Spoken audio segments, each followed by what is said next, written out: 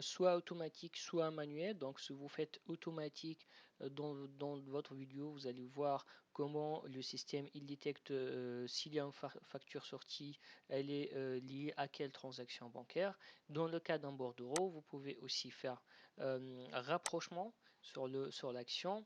Ici, vous n'allez pas faire de quart, mais vous allez faire tout. Donc, vous vérifiez tout ce qui n'est pas rapproché, automatiquement, il cherche une transaction positive, donc ce sont des factures. C'est pour cela qu'il cherche dans la liste facture.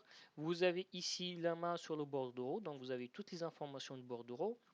Il y a ici le libellé qui est le client qui l'a fourni. Il vous a dit que ça, c'est le montant de chèque. Il était pour ce client et pour cette facture. Vous avez une possibilité de faire tri par montant. Pareil, ici, vous faites tri par montant. Comme ça, vous avez les mêmes informations. Et là, vous suivez. Donc, j'ai la 9, j'ai la 35, j'ai après le 20 qui a, j'ai le 19, etc.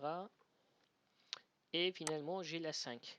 Donc, vous voyez ici, à chaque fois que je sélectionne un élément, le montant ici qui apparaît pour savoir quelles sont les transactions. Donc, ici, j'ai un somme de 20 000 sur une transaction de 20 000. Donc, ça valide bien que j'ai une transaction pour toutes les factures. Tout y existe. Ici, vous avez une remarque. Vous pouvez ajouter bien sûr sur la transaction.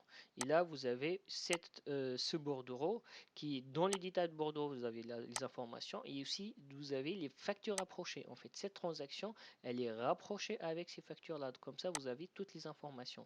Vous pouvez aussi ajouter des pièces jointes si vous voulez à cette transaction. Vous pouvez ajouter des commentaires pour dire si vous avez détecté un problème. En fait, n'importe quel commentaire, ça reste sauvegardé pour vous, pour votre client. S'il y a un espace de communication entre vous et vos clients, vous ajoutez toutes les informations ici.